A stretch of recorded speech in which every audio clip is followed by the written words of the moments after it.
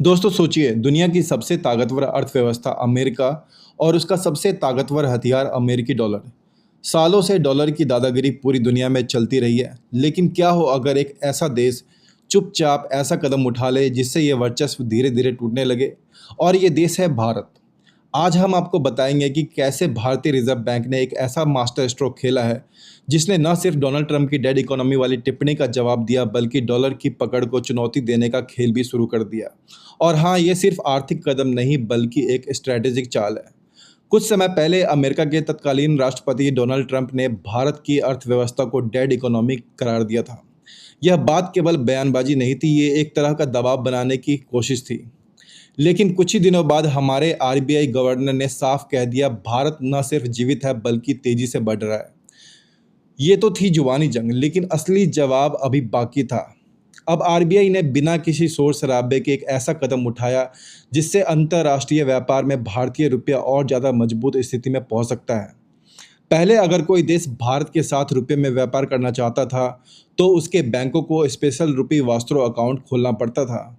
इसके लिए आरबीआई से पहले अनुमति लेनी पड़ती थी, लेकिन अब आरबीआई ने नया सर्कुलर जारी किया है और कोई भी अधिकृत बैंक बिना आरबीआई की अनुमति लिए ऐसा अकाउंट खोल सकता है। अब इनवॉइसिंग से लेकर पेमेंट सेटलमेंट तक सब कुछ रुपए में हो सकता है।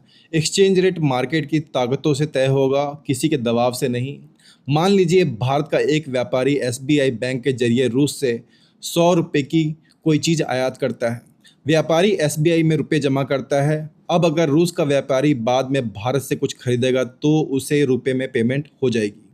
बीच में किसी डॉलर या दूसरी करेंसी की ज़रूरत ही नहीं पड़ेगी। इससे दोनों देशों को समय और ट्रांजैक्शन कॉस्ट दोनों बचत होगा। ये कदम दरअसल डॉलर की निर्भरता खत्म करने की दिशा में है। अमेरिका बार बार टैरिफ बढ़ाकर दबाव बना रहा था। ऐसे में आरबीआई ने चुपचाप 5 बिलियन यानी कि 41,000 करोड़ के अमेरिकी डॉलर बेच दिए हैं। क्यों? क्योंकि मार्केट में डॉलर की सप्लाई बढ़ते ही उसका दाम गिरता है और रुपए की वैल्यू स्थिर होती है। नतीजा, जहां डॉलर दबाव में आ गया वहीं भारतीय रुपया मजबूत बना रहा। आज की तारीख में भारत 30 से ज़्यादा देशों के साथ 156 ऐसे वास्त्रो अकाउंट खोल चुका है। इनमें रूस, बांग्लादेश, यूएई, मालदीव, इंडोनेशिया जैसे बड़े देश शामिल हैं। साथ ही कई अफ्रीकी और लैटिन अमेरिकी देश भी है। अब जब अकाउंट खोलने की प्रक्रिया और आसान हो गई है तो आने वाले समय में यह संख्या और बढ़ेगी। ट्रांजैक्शन कॉस्ट घटेगी, डॉलर की वैल्यू में उतार चढ़ाव से बचाव होगा, करेंसी एक्सपोजर डाइवर्सिफाई होगा और सबसे अहम, भारतीय रुपये की वैश्विक स्वीकृति बढ़ेगी। अब अमेरिकी डॉलर की तरफ देखिए। मॉर्गन स्टैनली की ताज़ा रिपोर्ट बताती है कि साल के पहले 6 महीनों में डॉलर इंडेक्स 11% गिर चुका है।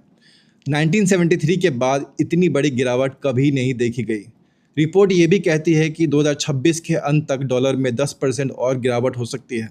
अमेरिकी निवेशक अब उभरते बाजारों की तरफ रुख कर रहे हैं, जिससे अमेरिका से पैसा लगातार बाहर जा रहा है। तो यह साफ है, ये सिर्फ एक आर्थिक सुधार नहीं बल्कि एक रणनीतिक जवाब है। आरबीआई का मकसद है डॉलर पर निर्भरता खत्म करना और भारतीय रुपये की वैश्विक मंच पर मजबूत बनाना। आने वाले समय में यह कदम भारत की आर्थिक आज़ादी की दिशा में मील का पत्थर साबित होने वाला है। तो दोस्तों, डॉलर की दादागिरी को चुनौती देना आसान नहीं है, लेकिन भारत ने पहला ठोस कदम बढ़ाया है।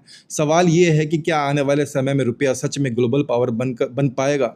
अपनी राय कमेंट सेक्शन में ज़रूर मेंशन कीजिए। मिलते हैं नेक्स्ट अपडेट के साथ बहुत जल्द। जय हिंद, जय भारत।